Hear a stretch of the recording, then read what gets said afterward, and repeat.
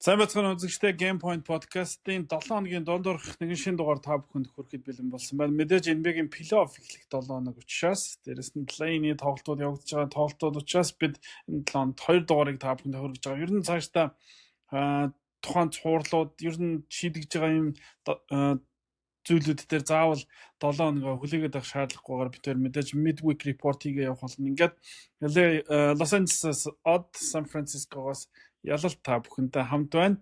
Од плей-офф эхлэхэд ердөө нэг л за 2 өдөр л үлдлээ тийм үү? Плей-офф эхлэхэд жилийн хамгийн сонирхолтой 2 сарын хугацаа эхлэх гэж байна. NBA энэ хүртэл энэ зүйл бэлддэг. За тэгээд яг плей-ийг оролцуулаад плей-оффоос эхлээд хамгийн сонирхолтой үеийг нэрдэг. Тэгэхээр энэ жилийн плей-оффоос чи хэр их зүйлийг хүлээж байна? Маш сонирхолтой плей-оффыг хүлээж байна. Тэгээд ялангуяа West-ийн плей-офф бол стажинкэн гал гарсан тоглолтууд гарах болов гэж бодож байна. Гол нь ингээд нэгээс доош 2-оос одоо юу гэдэг 7 хүртэл нь шүү дээ. Ерөөсөө бүх баг ер нь бол 2 раунд давж чадна, 2-3 раунд давж чадна гэсэн тийм итгэлтэй олон багууд байгаа учраас бүх цувралууд гоё болох болов гэж бодож байна л да.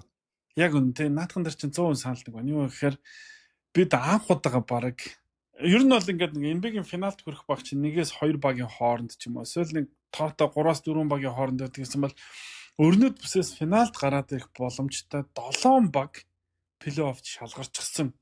Ер нь финалд гараад ирэхэд за ингэх ёсгүй байсан юм да. Энэ баг яагаад гараад ирчих гэж гайхааргүй тийм 7 баг эхлэж байгаа учраас эхний шатны цувралаас эхлээд өрнөд бүсийн цуврал сонирхолтой болно гэж бодож байна. Тийм учраас хоёулаа шууд яриагаа өрнөд бүсээс эхлүүлээ. Өрнөд бүсэд плей-инд гараад 7 дугаар байраар гараад за тэгээ Memphis Grizzlies багийг талбай дээр хоцсон Golden State Warriors баг Houston Rockets-тэй эхний шатанд тааш тоглоно. Нэг сонирхолтой зүйл нь энэ цувралыг яагаад онцолж эхэлж ярьж байна вэ гэхээр 7-оор гарсан Golden State Warriors багийн энэ цувралд favorite байна гэж зарим бооцны сайтууд аль хэдийн гаргаад эхэлчихсэн байна. Энэ их сонирхол татж байна. Яагаад Golden State Warriors баг favorite гэж чинийхаар аль баг нь яг favorite вэ? Миний хувьд favorite нь Rockets. Би Rockets-ыг гэж бодож байна. Нэгдүгээр талбайд давуу тал байгаа. Хоёрдугаарт маш сайн дефенстэй, 3 дугаарт залуу баг. Rockets Warriors-ыг айгүй олон одоо газрууд favorite-ээр гаргаж байгаа нь мэдээж Warriors шүү дээ. Тэгээ Curry байгаа, Jimmy Butler эснээс Warriors ямар сайн тоглож байгаа вэ те. Тэр талаасаа тэгээ туршлагатай гэдэг талаас нь хамгийн ихээр л итгэл найдвар өгөөд байгаа болов уу гэж би бодож байна. Гэтэ яг энэ дээр бол би яг өмнөх подкастн дээр хэлжсэн, өмнөх дугаар дээр хэлжсэн. Warriors ерөөсөө нэг 24 минутын сагсан бөмбөг тоглоод байгаа байхгүй юу? Уул нь бол NBA чинь 48 минут тоглодог байхгүй юу? Тэгээ 24 минут үнэхээр сайн тоглож байгаа. Эхний 2 эхний хагас бол өөгүй шахан тоглож байгаа мөртлөө 3-4 дээр ингээд суучаад байгаа байхгүй юу? Тэгэхээр миний бодлоор Rockets-ийн хурдан тэгээд ийм хүчтэй залуу хөлийг бол Warriors-ийн хөгшин хөл бол гүцэхгүй болов гэж би бодоод байна. Эхний нэг тоглолтыг ч юм уу surprise хийгээд авчиж магадгүй. Яагаад тэгэхээр Rockets бол яг түрүүний хэлсэнчлэн play-off-ийн одоо юу гэдэг юм туршлага багтай баг. Тэгэхээр яг тэр intensity дотор ингээд ороход тэрийг мэдрэхэд нэг тоглолт бол хэрэгтэй баг. Гэхдээ 2-3 дахаас бол шал ондоо болох болов. Тэгээд төсөөлж яг миний бодлоор 6 юм уу 7 тоглолт бол гарах баг. 6 юм уу 7 тоглолт гарах баг. Тэгээд 7 дахь тоглолт мэдээж Rockets-ийн талбай дээр болно. Ime Udoka бол нэлээд сайн бэлтгэлтэй орж ирэх болов гэж бодож байна. Ime Udoka урд нь Celtics-тэй Warriors-тэй таарад хожигдсон нэг тад байгаа шүү дээ. Тийм шүү дээ. Үгүй юу? Юу лээ? Тийм шүү дээ. Тэг би ган тэгж бодоод байна. 22-нд тэг Ime Udoka байсан биз дээ, тий? Joe Mazzulla чинь шууд аваад төрүүлчихэж байгаа юм зү юу лээ? Тийм. Тэгэхээр энэ дээр бол би Rockets-ыг илүү болоо гэж байна. Тэгээд come on. Өдний хүртэл бол Rockets бол West-ийн 2-оор гарна. Зүгээр байж байгаа гараагүй байхгүй юу? Хүн ингээ бэлгэлээгүй шүү дээ. Тийм. Үнэхээр наадах чиний гаргаж байгаа үндсүүдэд үгүйсгэх нэг ч үнцэг алга. Яг үнэхээр тийм Rockets зүгээр ээж байгаа 2-оор гараагүй.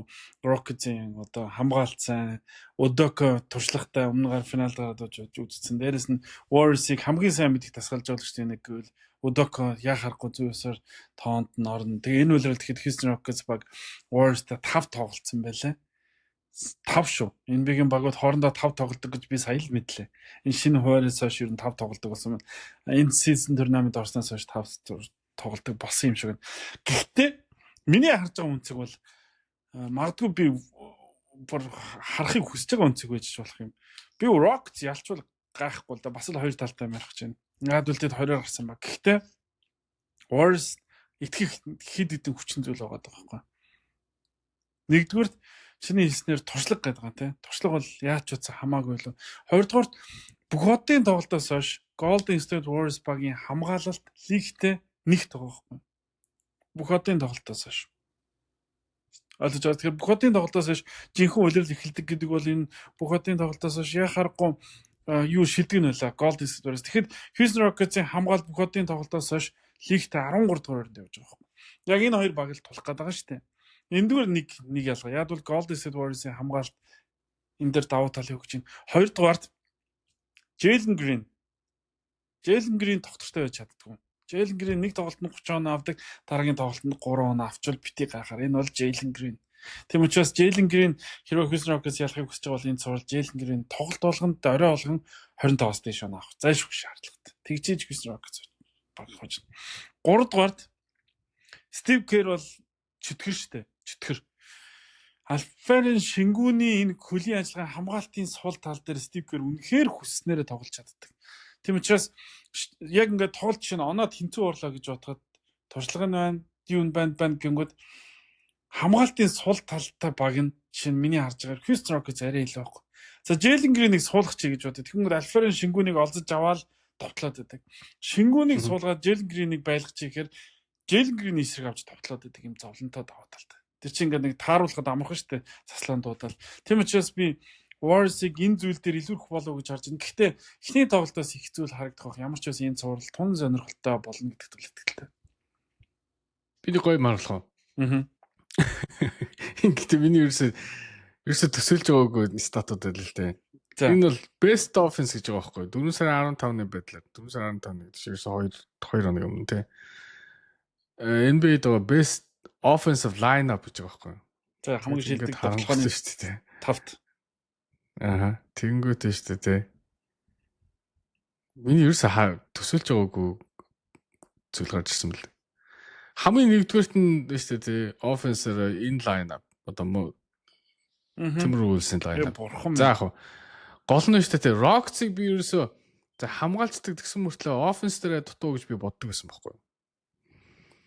Тэгэнгүүт NBA-д байгаа 2 дахь offensive lineup энэ lineup шүү.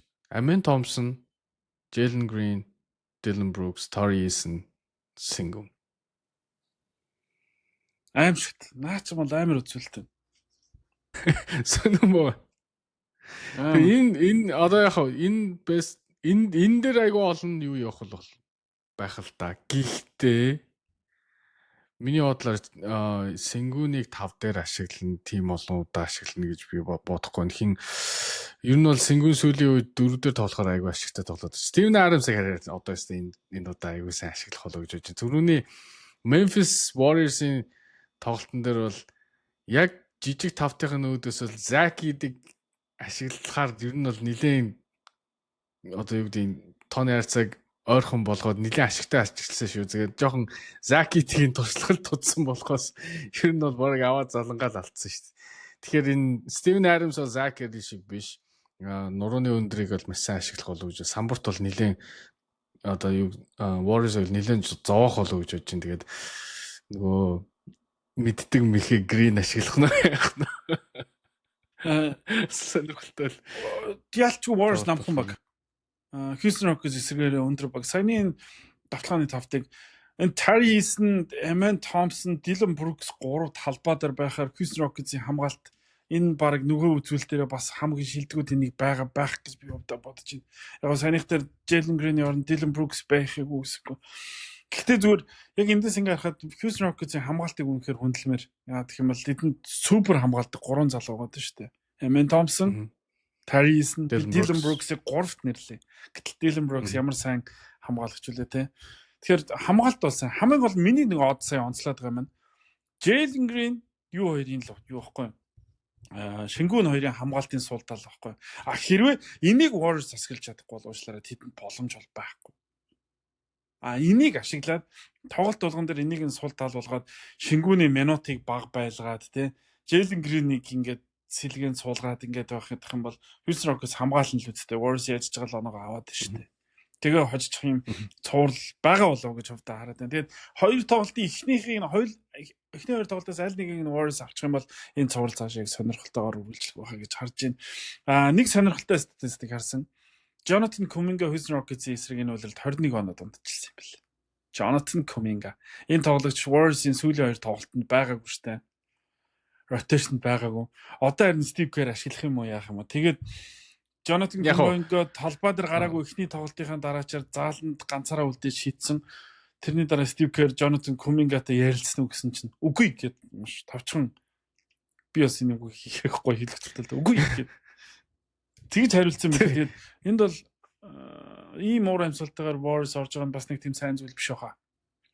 Draymond Green сэтгүүлчнэр Kuminga-гаар асуусан чинь ер нь бол өөрөө бол тийм mentally одоо ингээд багтаага байх хэвээр ер нь бол Rockets дээр Kuminga хэрэглэнэ гэсэн гэвч Steve Kerr гэсэн гэдэг байхгүй Kuminga-гийн талаар асуусан чи ерөөсө хариулахаас татгалцсан гэдэг байхгүй. Тэгэхээр энэ нэг хувийн юм байна уугүй нүг ерөөсө одоо гайхаад байна. Гэхдээ бид нар Steve Kerr-ийг яг ингэдгийг бид нар мэдэн шүү дээ. Steve Kerr Америкийн чигшээ багийг 2 удаа дасгалж удагтай Brandon Ingram-ыг бенчэн дээр тоглоулаагүй ийсэн. Түрүү жил Tatum-ыг бас тоглоулахгүй ийсэн тийм. Тэгэхээр энэ Steve Kerr-ийн юм зөрүүд ч юм уу гүжүү занг бол бид нар мэднэ. Тэгэхээр Kuminga-г энэ удаа ашиглах нь үгүй юу гэдэг бол тэгэхээр таавар мэтэл юм да. Тэгээ хамгийн гол нь Kuminga ч энэ зүүн чөлөөтэйгэн тулж байгаа шүү дээ. Warriors бол ер нь бол энэ үйлдэлээр Kuminga-г авч үлдэхгүй гэдэг нь баг ойлгомжтой болчих чинь тийм үү. Гэхдээ Warriors авч үлдэхийг хүссэн ч гэсэн Kuminga үлдэхгүй гэдэг нь баг тодорхой юм шүү. Тийм, Kuminga үлдмээргүй л болчлоо шүү дээ. Гэхдээ ядчил за Kuminga үлдмээр байлаа ч гэсэн эйжентүүд нь юу вэ чи одоо энэ тоглодгүй газар байж яах гэдэг юм байна. Би бол Kuminga-гийн эйжент байсан бол шахсаар байгаа л явна. Шахсаар байгаа л хамгийн өндөр гэрийг авал явна зү.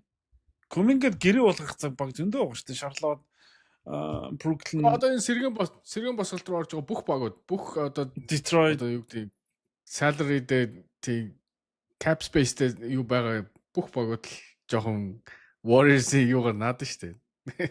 Тулгаал өгөхөд Warriors одоо дүүцүүлэх нь яах вэ гэдэг л асуудал болох гэдэг байна л да. Дүүцүүлчих юм бол Warriors хүчээр үлдэн тий.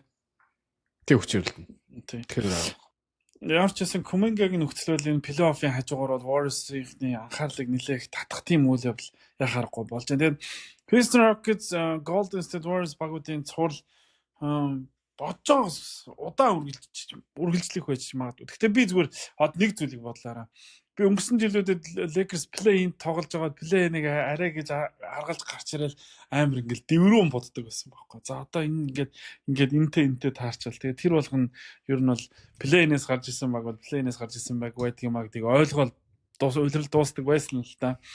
Тэгээ энэ жил анх удаа юм ингээд сүүлийн жилүүд байгаагүйгээр 50 ингээд play-ины тоглолтуудыг үзсэн байхгүй. Тэгсэн чинь доороос play-инээс гарч иж байгаа багуудын фэнүүд ямар муухай өдрөг юм бэ? Шууд бүсийн финал гэж яриад 7-оор гарч ирсэн баг би бүсийн финал хараад яриад хахаар би бүр гайхаад тэгээд за ямар ч байсан ийм байд юм байна даа л гэж зүгээр тухайн үедээ бодож байлаа. Гэтэ яад бол миний харж байгаагаар Golden State Warriors багийн эхний шатанд хамгийн таарж болох боломжтой одоо дээр байгаа 4 багийн хамгийн таарвал зөөлхөн одоо юу гэдэг борцог нь яхахгүй Houston Rockets-ээс учраас ингэж одоо өөдрөгөөр харж байгаа. Тэрнээс 2-оор гарсан баг шүү дээ. Тий. 2-оор зүгээр 2-оор гараагүй шүү. Дээр байгаа 4-өөс хамгийн зөөлхөн нь учраас тэгэж өөдрөгөөр харж байгаа болоо да. Тэ? Тий, тэгэх бах.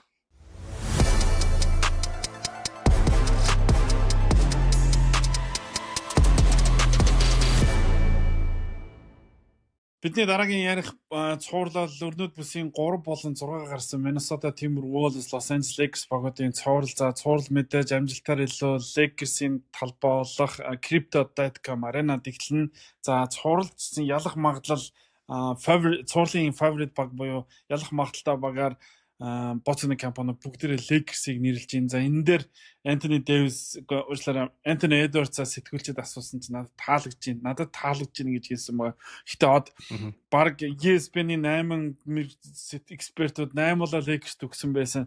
Гэтэ яг тэрэн шиг ийм амархан цуурал болно гэж би өвдө харахгүй байх юм. За чи яг Los Angeles хотод амьдарч байгаа хүний хувьд дээрээс нь Lakers-ийн фэний хувьд би бол ерөөсө 6 гейм Lakers-ыг ажил гэж бодож байгаа. Би 2 геймийг Timberwolves-д өгж байгаа яа тэгэхээр үнэхээр Anthony Edwards бол үнэхээр сайн тоглогч.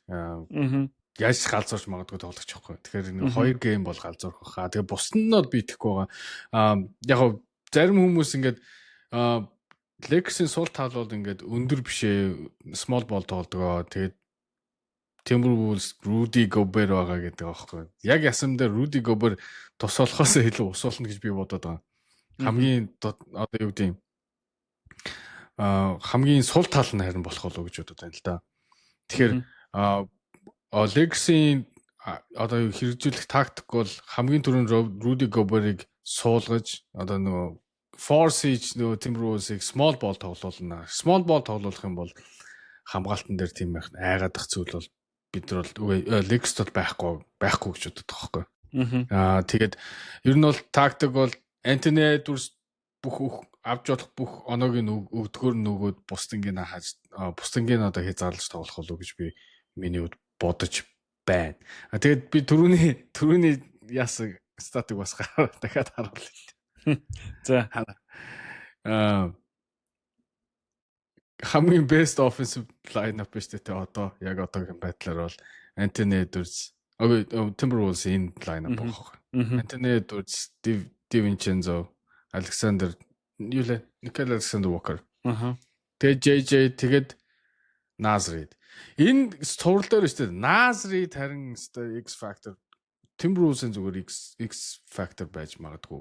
Тийм. Хэрвээ Rudy Gobert үнэхээр талбай дээр бага минутыг өнгөрөх юм бол Naz Reid бол ялцчих олон минут тоглоно.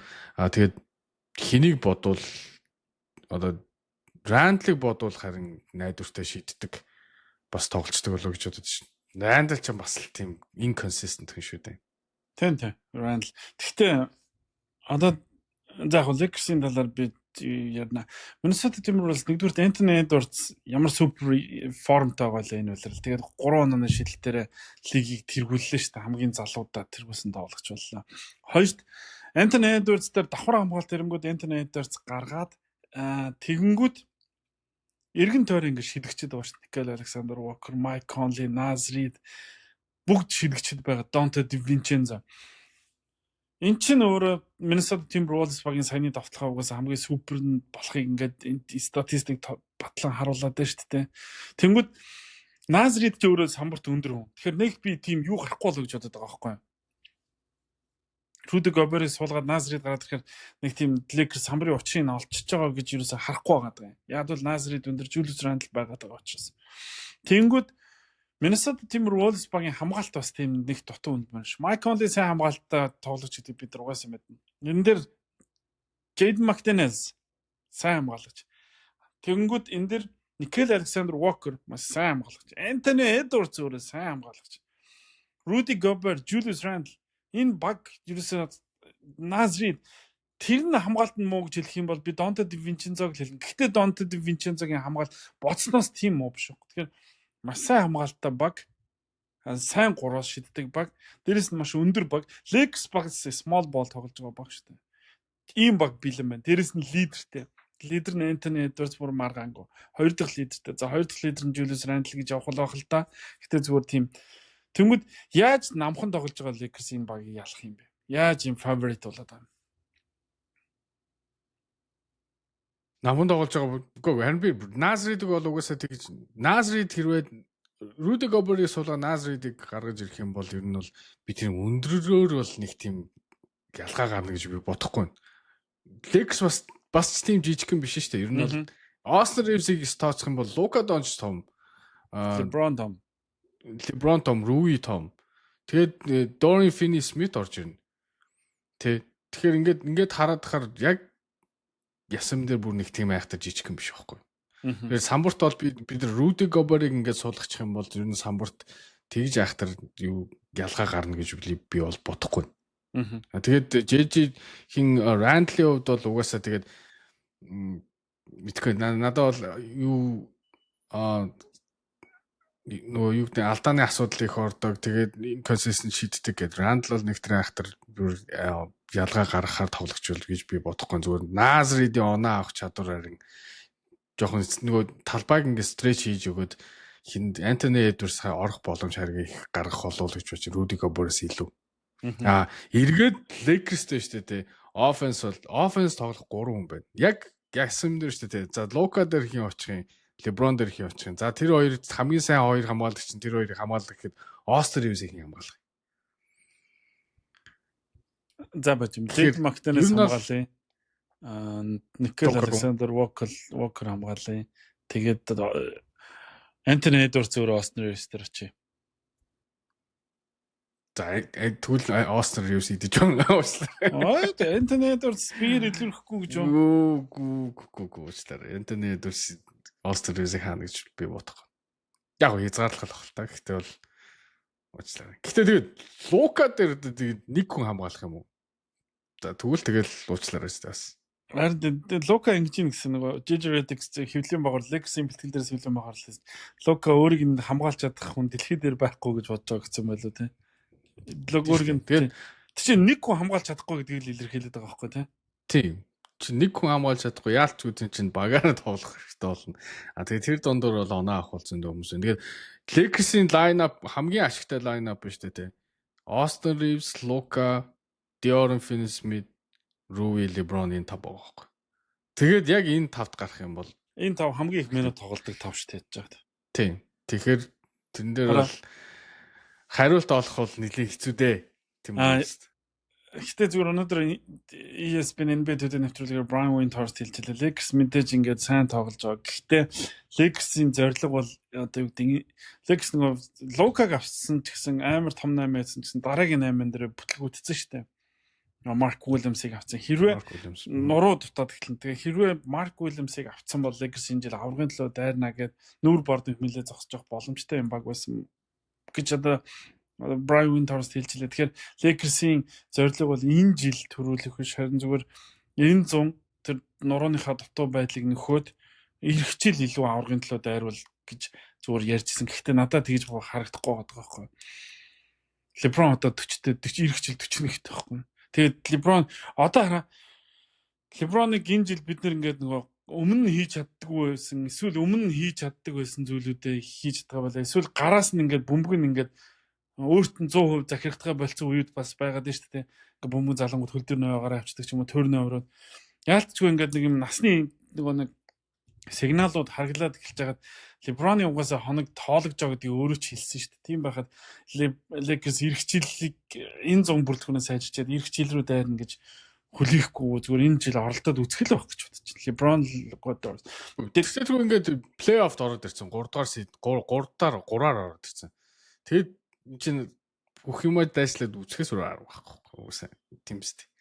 Тэгээд нэг энэ цуврал дээр энэ жил л шүү дээ нэг зовоох сэтгэл зовоож байгаа хамгийн анхны зүйл бол LeBron-ы цавны гэмтэл нь үнэхээр сэтгэл зовоож байна. Хэрвээ энэ эхний цуврал дээр ч юм уу хоёр дахь хинтэй ч гэсэн таарсан LeBron-ы цав гэмтээд ирэх юм бол ер нь бол цаашаа явах боломжгүй гэж би бодож байна. Тэр нь найзад тасан. Тэгээд LeBron-ы цав дараа жил илүү сайжирна гэсэн бас баталгаа байхгүй шүү дээ хамгийн гол нь. Дараа жил нэгнээс тэгэхээр одоо пек катал хийх хэрэгтэй. Одоо тэгээд сайхан 10-20 саяар л тоглох хэрэгтэй шүү. Юу 40-тай юм сая. Тэгж нэг сайн түүний тоглогчтой болох боломж гарч ирв. Би араа зүгээр ингэж бодсон юм. Багууд ингээд менежерүүд ингээд тархиндаа оюун бодолтой ингээд нэг бага өрдөг шүү дээ. Тэр ингээд бид нар анх Luka Doncic, Kyrie Irving хоёр ингээд зэрэг тоглож байгаад яаж ингэж хоёр бөмбөгтэй боол хоог тоглогчийг ингэж тоглуулах гэж байгаа юм бол энэ өстой амжилтанд хүрэх энэ фейл болох байхаа гэж их хүн таамаглажсэн баг. Тэгсэн чинь Үнэхээр хоёр супер плеймейкертэй бол хол явдаг юм аа, финалд гарч чаддаг юм аа гэдгийг үзүүлсэн байхгүй. Тэгсэн чинь яг тэрийг Lakers тэгвэл одоо 3 плеймейкертэй тоглож болдог юм аа гэдэг цоошин моделийг NBA-д харуулад байна гэж би өвдө бодоод байгаа байхгүй. Цоошин.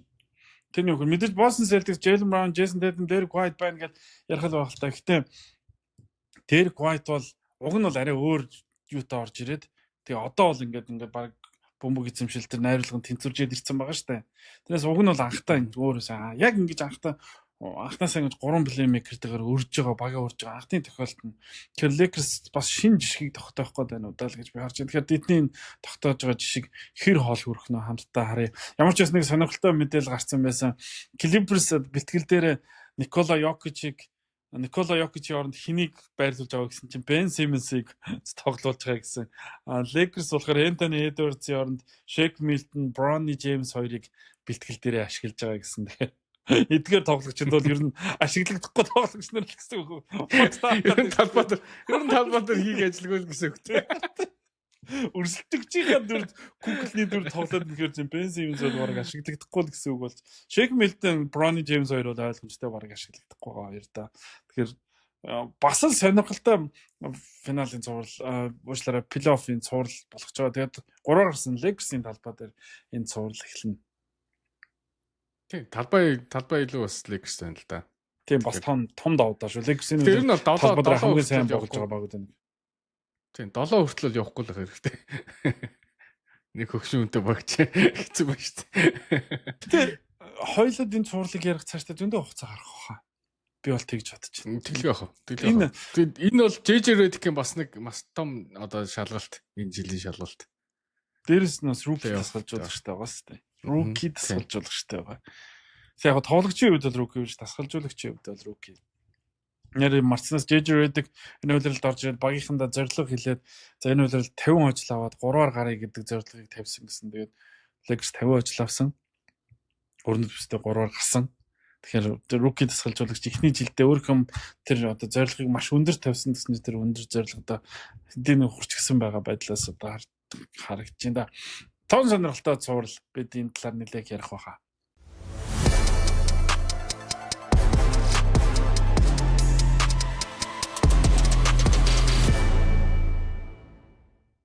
Подкаст маань Калифорниа 4 багийн хин хол амжилт үзүүлэх вэ гэдээ яриад эхэлжсэн. Тэгсэн одоо 4 багаас нэг нь ямар ч байсан мултарчлаа. Тэр 4 багийн нэг нь хамгийн баг хүлээлт өндөртэй. Миний бол өндөр тавьчихсан. Номерын амжилт үзүүлнэ Калифорни багуудаас гэжсэн баг маань ингээд номер 4 амжилт үзүүлээ мултарчлаа.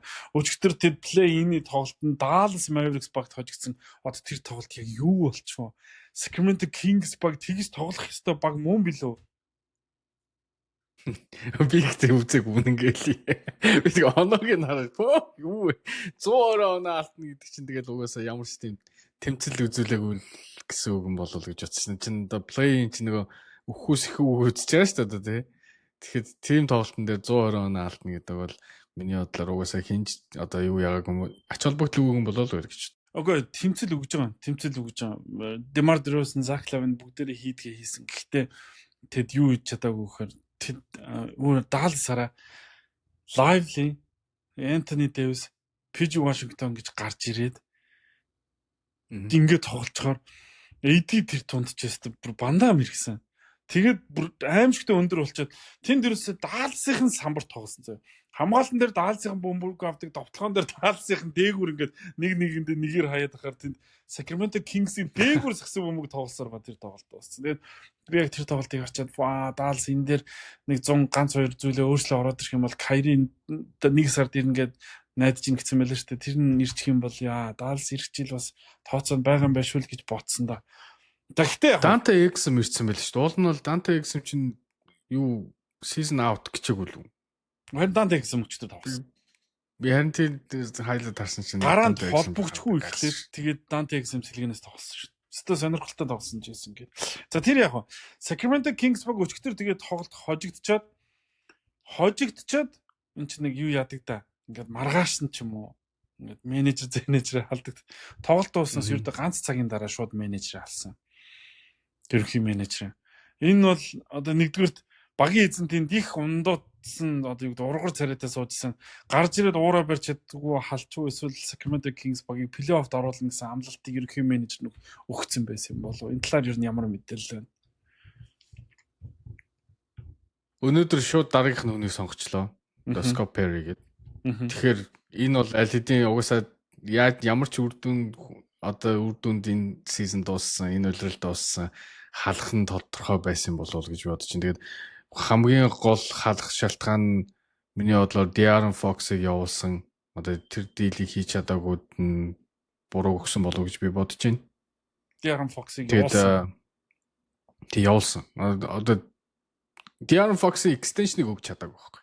Extension-ыг өгөөд өөрсдөө байлгаж чадаагүй тэр бурууг ер нь GM-д өгч байгаа болов гэж би бодсон. Тэгээд би бол орных нь хүнийг өнөөдөр өглөө шууд сонгочихоор нь бол угаасаа энэ хаалгадахын цаг хугацааны асуудал байсан би бодод шүү дээ. Тэгээд ажлаа эрт эхэлж чинь угаасаа тэгээд ярьсан тохирсон юм байгаа юм байлгүй. Тэгээд ажлаа эрт эхэлж байгаа нь бол сайн хэрэг.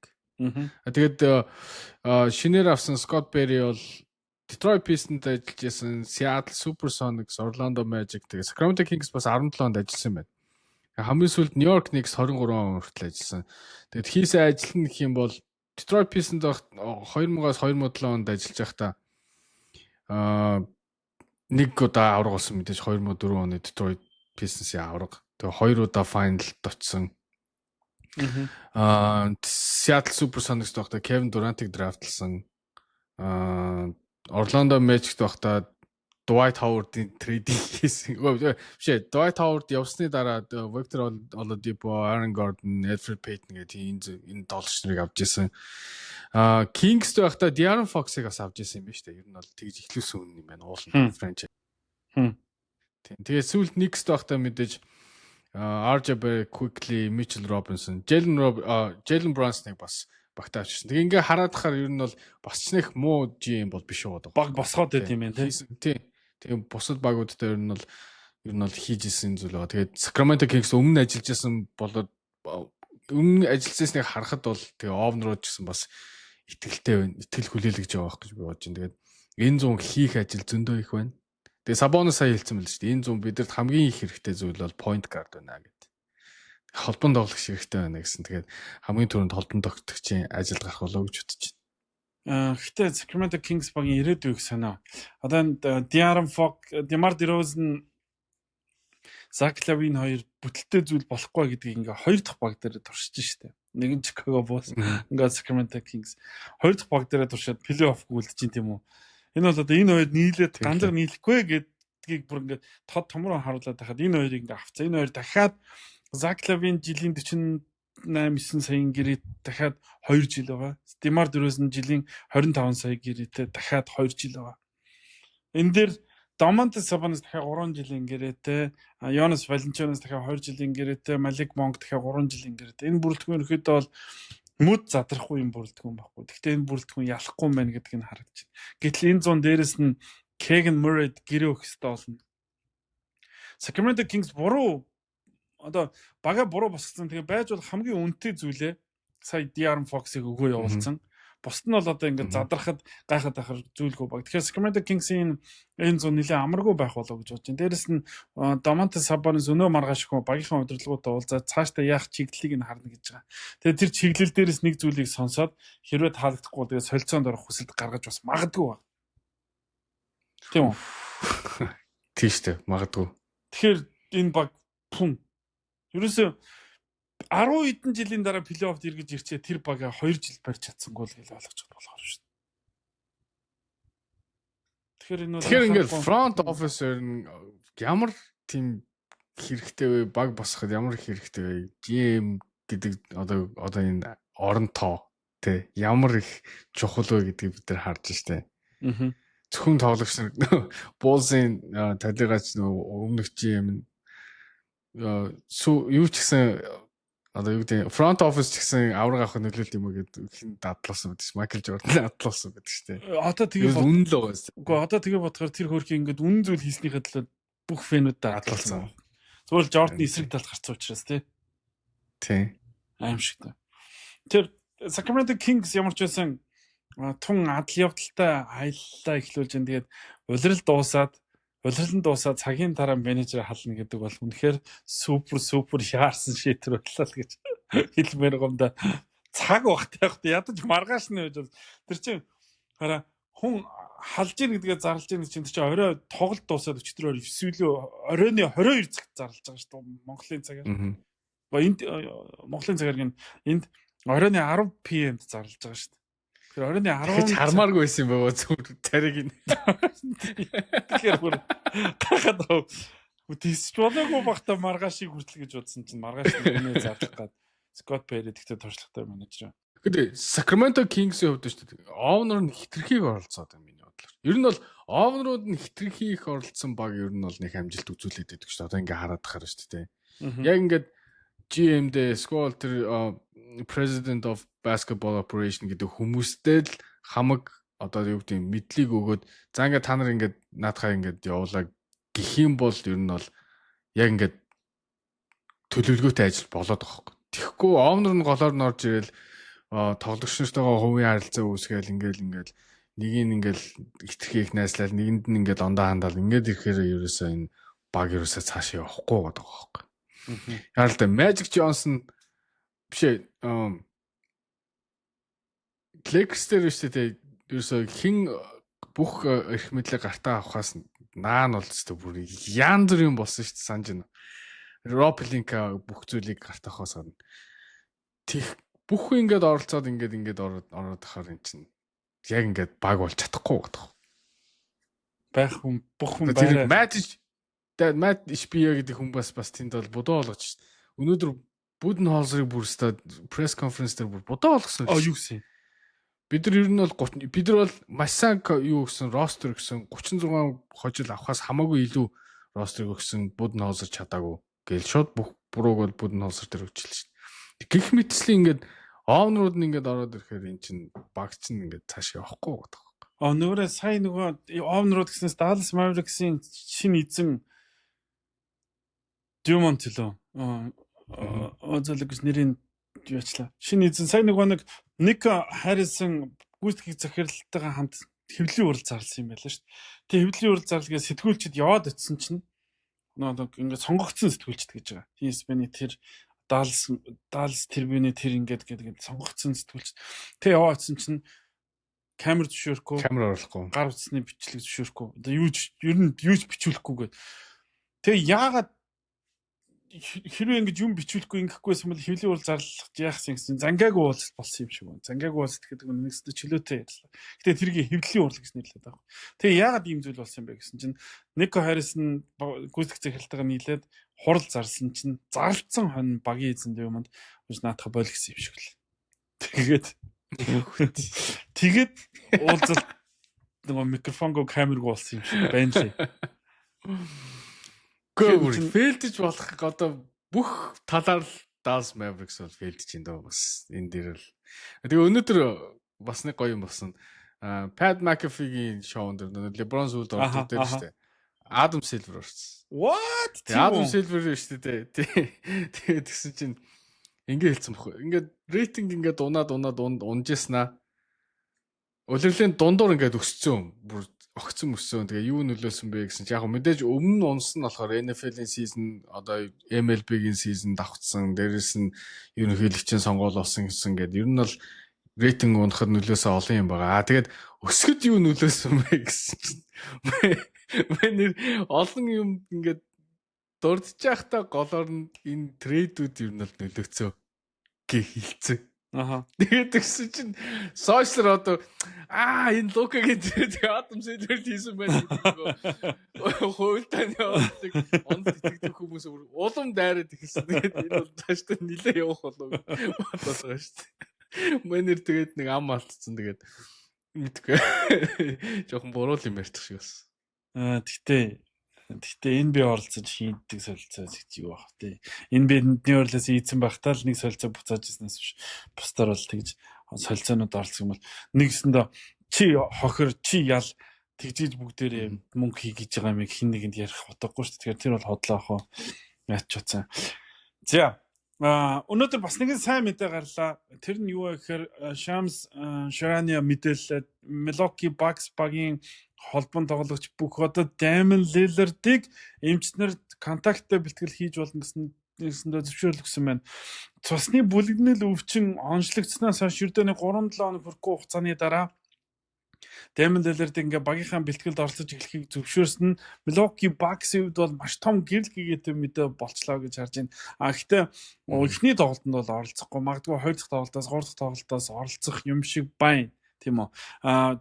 Цуврал Indianapolis эхэлнэ. Индиана хотод 4-оор гарсан учраас Milwaukee талбайдаа буцаа очиход Damian Lillard тоглож эхлэх нь гэж зүгээр одоо нас харж болохоор. Яг гэх юм бол тэр хүртэл Damian Lillard бараг сар гаруй тоглоог учраас формд орох хэрэгцээ шаардлага байгаа. Гэхдээ энэ цуврал Indiana Pacers баг favorite байсан чинь Damian Lillard ирснээр Milwaukee Bucks favorite болж чадах уу? Чадна шүү. Ер нь бол магадгүй шүү. Damian Lillard-ийн нөлөө бол энэ зурвал дээр маш их хэрэгтэй. Тэгээд өнөөдөр зүгээр Shams зөвхөн одоо нөгөө юу ирж байгаа Damian Lillard ирж байгаа биш. Энэ одоо өвчнөөс ийм хурдан одоо ингээд эдгэн гэдэг чинь баг түүхэн үйл явдал болоод байгаа байхгүй. Тэгж одоо онцлсон байлээ. Тэгээд одоо нөгөө тус шингэлдэг бүр имэж уухгүй гэсэн. Тэгэхээр энэ зүйл чинь нэлээд гайгүй болцсон шинж юм болоо гэж бодоод байна. Тэгээд одоо зүгээр хийж байгаа юм бол зүгээр буцаад нөгөө shape-нд орох нөгөө condition бэлтгэлүүдэл хийж байгаа болоо түүнээс ирэхэд бол тун ойрхон байгаа юм байна гэж ойлгосон шүү дээ. Тэгээд энэ Indiana Milwaukee Bucks хоёрын series шүү дээ. Үнэхээр сонирхолтой. Энэ хоёр бол нэлээд улирал тоглосон тоглолтууд нэлээд одоо дуулантай бөмбөг булаацсан яасан нэлээд одоо нөгөө юу гэдэг драматай тоглолтууд болж байсан шүү дээ. Тэгэхээр яг энэ зүйл бол series дээр нэлээд гарч ирэх болоо гэж бодож байна. Тэгээд Giannis энэ дээр бол өстой жинхэнэ хинбэ гэдгийг харуулах хэрэгтэй л гэж бодоод байна. Тэгэхээр Giannis бол одоо юу гэдэг жинхэнэ бас бид нар ингээд MVP гэж яриадсан ерөөсө хоёр хүний голд яриадсан Giannis-ыг мартчихад яваад байсан байл шүү дээ. Giannis-ийн стат бол энэ жил бол үнэхээр бас гайхалтай байгаа шүү. Тэгэхээр яг энэ тоглолтоо бас үргэлжлүүлж харуулах болов гэж би бодоод байна л та. Тийм тэгээд Lillard-ийн энэ мэдээ бол юу гэдэг Indiana Pacers-ийн хувьд маш муу мэдээ болж очиж туусна. Яг гэх юм бол энэ багч playmaker аваад ирж гин тоглолтыг төгсгдөг clutch хүн аваад ирж гин те.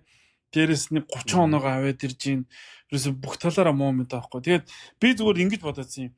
Хэрвээ Milwaukee Bucks талбай дээр цувралыг эхлүүлсэн бол энэ хоцорч хожимдж мэдхээр байхгүй. Яг тэгмэл эхний хоёр тоглолтод угаасаа Milwaukee талбаанд даваа талаа хамгаалж чадахгүй алдчихад Indianapolis-д очно гэдэг чинь даваа тал биш болчих шүү дээ. Гэтэл эхний хоёр тоглолтод хожигдлооч дараагийн одоо юу гэдэг 3 дахь тоглолтоос эхлээд талбай дээр тоглоход Damian Lillard-тэй ирчихнэ гэдэг чинь би энэ цувралыг төсөөлчихсөн мэдээг өнөөдөр Shams Charania задлчгүй гэж хараад байгаа. Тэгэхээр Indiana Pacers-ыг би энэ цувралд ялна гэсэн бол одоо миний хувьд бол энэ цуврал би Milwaukee Bucks-ыг ялах цуврал гэж хараад эхэлж байгаа байхгүй өнөөдөр Bucks эхний хоёр тоглолт нь аль нэгийг хулгайлчих юм бол тэгэл шал онд болчих тээ. Тэгэхээр чин Lillard бол бүр 50 орж ирэхээр байгаа байхгүй. Тэгэхээр харин тий талбай бишээ талбайд даваад Indiana байгаа нь эсэргээр Bucks айгуу сайн нөлөө. Тийм энэ бол эсэргээр маш гоё нөлөө шүү дээ.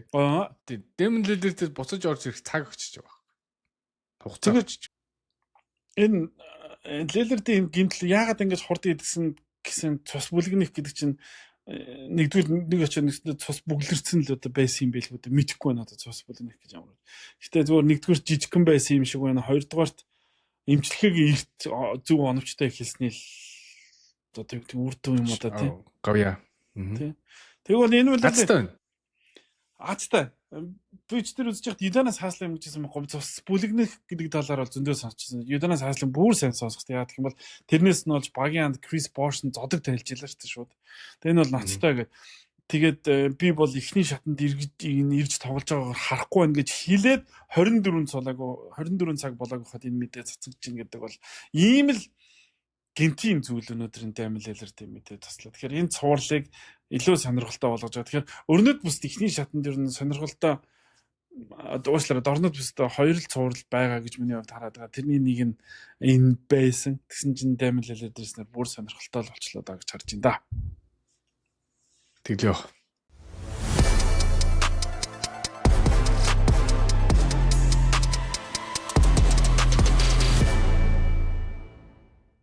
Game Point podcast-ийн шинэ дугаар та бүхэнд хүрч байгаа. Бид энэ удаад playoff preview буюу playoff-ын уралдааны таамагдан дүгнэлтүүдээ өгч байгаа. Тэгээд бидний ярих дараагийн цуврал бол дорнод бүст 3-аар гарсан New York Knicks талбай дээр Detroit Pistons-ийг хүл авч авах цуврал. Энэ цувралыг яагаад онцолж авч байна гэж. Яагаад New York Knicks баг угаасаа 3-аар гарсан баг үжиж одоо юу гэдэг энэ цуврал сонирхолтой болох гэж машиндад гарах юм шүү гэж бодж ивэл та амар эндүрж ийна л гэж хэлмээр байна. Яг гэх юм бол тэдний эсрэг үнэлэгдэж байгаагаас өндөр хэмнэлттэй, өндөр зохион байгуулалттай, өндөр юу гэдэг маш сайн хамгаалттай залуу Detroit Pistons баг гарч ирж байгаа учраас энэ цувралыг үнэхээр анхаарал татсан цувралуудын нэг болно гэж харж байна. За энэ цувралаас од юуг нь онцлмаар байна? Би нэг газар юм уушсан хин байсан нь мартчихэж ихтэй. Detroit Pistons баг хожил авахаасаа илүү олон хөөгдсөн тоглолт болно гэсэн. Энэ тоглолт бол нөхөр гайхалтай series болно. Тэгээд Pistons гол нь энэ шоу одоо юу гэдэг баг шоу болгондоо энэ series-ийг тэгээд уусаа Pistons ямар тийм одоо шартай хортой тоглолт юу лээ баг үлээ. Тэгээд New York Knicks бас дутгааргүй шартай хортой хүмүүс тэр нөгөө талд байгаад байгаа байхгүй. Тэгэхээр энэ хоёрын хоорондоо тэгэхээр гайхалтай тоглолт болно. Гэхдээ би бол favorite мэдээж Knicks ихчнээ Pistons сайн тоглож байгаа ч гэсэн Karl Anthony Towns-ыг ер нь л хаах боломжгүй болов. Ер нь зогсоох боломжгүй болов. Энэ тоглолтын дээр бол Karl Anthony Towns шиг сайн тоглох хүн бол баг байхгүй болов гэж боддог шүү дээ. Тэгээд Jalen Brunson гэмтлээсээ эргэж ирчлээ. Тэгээд New York Knicks баг одоо юу гэдэг очоо олоод эхэллээ. Тэгээд хамгийн гол зүйл нь плей-офф эхэлж байна. За улиралчингаа нөгөө гол тоглогчдынхоо ясыг нь сайдл зүтгүүлчлээ. Одоо тэгсэн плей-офф ирэхээр бүр нэг 40 минут биш бүр 45 минут тоглуулж эхлэх гэдэг нэг Том Thibodeau-гийн арга барил. Уг нь New York Knicks ч холыг хараад байгаа баг штэ. 3-аар гарцсан. Дээрээс нь дор East-ийн финал тоглох хэвээр баг. Гэтэл плей-оффын одоо эхний шатнаас эхлээд ийм сайн багтаа таарад эхэлчихсэн. Муу баг таарна гэж юу байх вэ? Гэтэл чаленжтэй эхлүүлж ийн гэж харж байна. Тэглэх байх. Тэгээд Том Thibodeau одоо баг баярлж байгаа хаа. За одоо наваа хин энэ болон минут тоглуулж ийн гэж шүмжлэх ингээл гэж ашигүйтэй хэлүүлж явж байгаа. Гэтэ бас гэж одоо түрүү жилийг бодвол юу нь бас гайгүй гэж бодоод байгаа шүү дээ. Ер нь сая Mitchell Robinson буцаад ирсэн. Тэгэхээр энэ цуврал дээр бол бас чиж юу н гайгүй одоо нөгөө хитгэн тоглолцоор тоглох нь бас гайгүй болов гэж би бодоод байна. Тэгээд Karl Anthony эхний 5 бол мэдээж тодорхой. Karl Anthony Towns, OG Anunoby, Jalen Brunson, Mikal Bridges, Josh Hart. Тэгээд сэлгэнээс Mitchell Robinson ачууг бараг ашиглахгүй байх. Гэхдээ McBride гарч ирнэ. McBride. Cameron Payne-ийг хальтайлт ашиглаад байдаг болсон байлээ. PJ Tucker-ыг бас ашиглах гэдэг өдөрсөн шүү. Тэр амар сонирхолтой. Яг хамгаалтанд бас хэрэг болж магадгүй юм аа. Тийм. Ямар ч байсан нөгөө тэр иймэрхүү хамгаалтанд дуртай тасалжуулагч нэг иймэрхүү тоглогчийг ашиглах магадлал өндөр байдаг. Тэгэх юм бол энэ жинхнээсээ нохоо зодон болох юм байна тийм үү?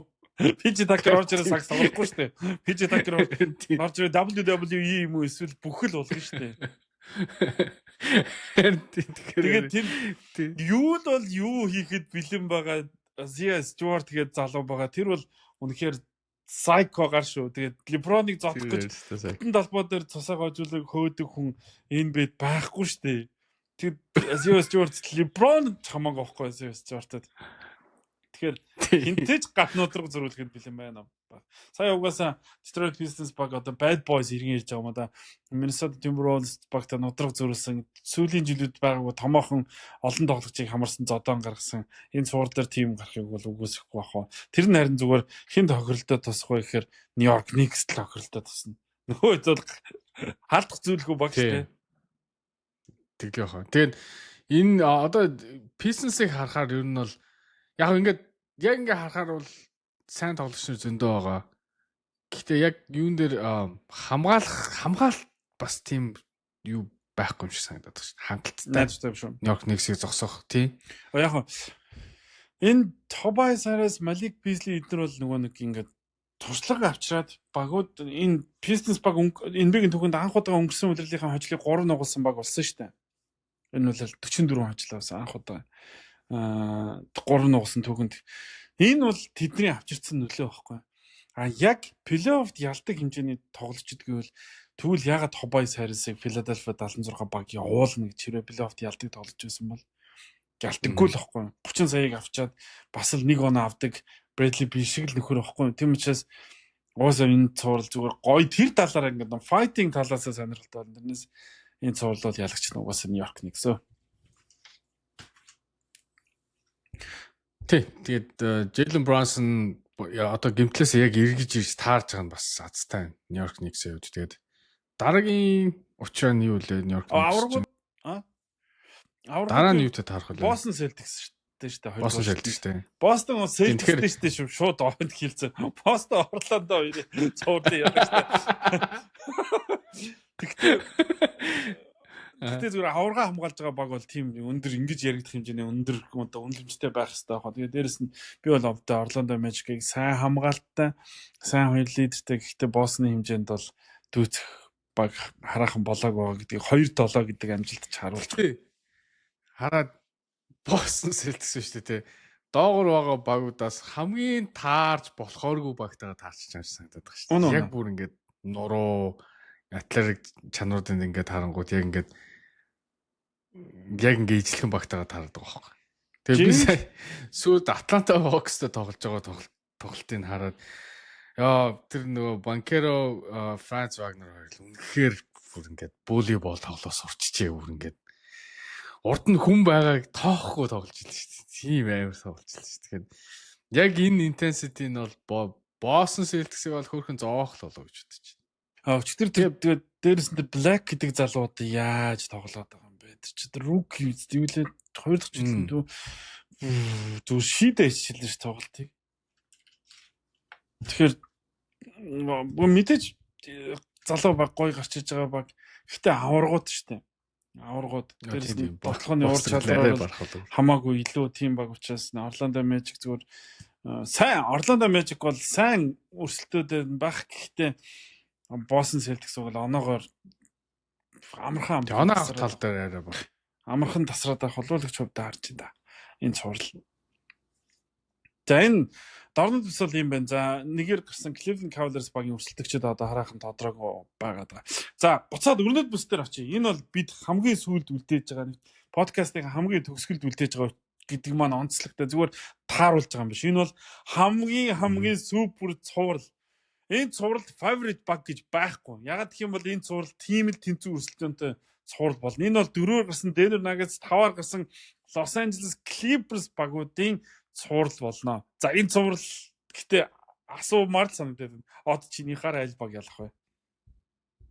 Би бол Los Angeles Clippers-ийг ялна гэж бодож байгаа. Яа тэгэхээр Los Angeles Clippers-ийн defense маш сайн байгаа. Нэгдүгээр playoff defense хождог гэдэг бас зүйл ярьдаг штэ. Тэгээ хоёрдугаарт арай deep баг, арай олон хүн ашиглана, арай олон чадвартай одоо talent ихтэй баг. Тэр Kawhi Leonard-ийн одоо байгаа байдал, яг одоо форм бол баг дээр үе Spurs байхдаа ямар амар хүн байсан бэ? Яг тэрийг санагдуулмаар тийм сайн формонд байгаа. James Harden гэсэн гайхалтай тоглож байгаа. Ivica Zubac одоо шүү дээ баг болгоо ер нь бол Jokic-аас айдаг. Гэхдээ Clippers шүү дээ Ivica Zubac Jokic-төр очиод one on one хамгаалж болж байгаа байхгүй. Яг зогсоохгүй л дээ. Гэхдээ тэр хүн чинь one on one тоглож чадах байхгүй. Тэгэхээр энэ бол маш том хэрэг. Тэгээд нөгөө талд Denver Nuggets шүү дээ. Сүүлийн одоо тоглосон тоглолтууд ингээд хаардахаар Jokic-тэй байх үедээ маш сайн баг юм шиг мөртлөө Jokic сунгууд лигийн хамгийн муу баг хурдж өөрчлөгдөд байгаа байхгүй. Тийм болохоор Jokic мэдээж энэ series 48 минут бүгдэнд нь тоглохгүй. Ямар ч сэвсэн 10 минут, 8 минут ч юм уу суухад 40 минут дунжлах юм болоо гэж бодно. Тэр хооронд бол Clippers бол асуудалгүй хожиж холоо гэж би бодоод байна. Тэгээд дахиад хэлье. Denver Nuggets үнэхээр одоо юу гэдэг гарааны 5-аас гадна өөр нэг сэлгэнээс одоо орж ирээд ингээ contribute хийчих хүмүүс байхгүй гэдэг. Яг ингээ үзээд үгүй байхгүй гэдэг. Гэхдээ одоо чиний зүйлүүдийг энэ цаахад гэхдээ улиралд 2-2. Улиралд 2-2. Сүүлийн 2 тоглолтод Denver Nuggets очсон. Яг энэ бүгдээр бүхотын тоглолтоос өмнө л доо. Дээрэс нь ESPN энэ цувралд ялах магадaltaй багийг нь Denver Nuggets 56% гэж байгаа юм. Нөгөө Los Angeles Clippers 44%. Яагаад ингэж юм бэ? Яг талбайн давуу талд нь Denver-тэй байгаа л да. Тэрэн дээр л байгаа бах тий. 5600 л. Юу лээ 5100 лээ. 5100 фит тест тий. Бас нэг юм хэлэх юм марчиж. Denver Nuggets коучгүй тоглож байгаа. Дасгалжуулагчгүй тоглож байгаа. Тэгээ нөгөө талд ба штэ Tyronn Lue гэж нэг дасгалжуулагч байна. Tyronn Lue бол бас л авраг авцсан дасгалжуулагч бас л ондоо штэ.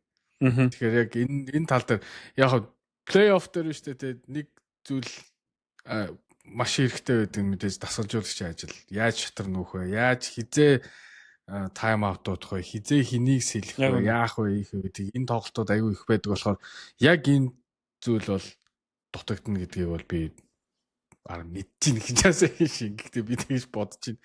Тэгээд Jokic бүгдийг хийж чадахгүй шүү дээ. Jokic тэнд талбай дээр тоглоод дээрээс нь дасгалжуулагч хийнэ гэж бол байхгүй шүү дээ. Ямар удирдлагын тоглолт ч, удирдлагын нэг тоглолт шүү дээ.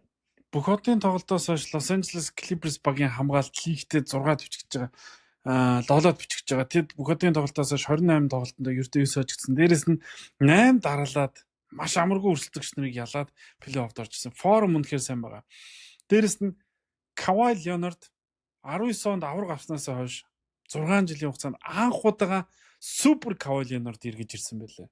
Бүр магадгүй тэр авраг авснаас илүү ч Kawhi Leonard харагдчихлаа. Илүү туранхай, илүү fit, илүү сая Kawhi Leonard тэр нөгөө Warriors-тэй нэмэлт цаг сунгаадаг тоглолтод 45 минут тоглосон билүү те.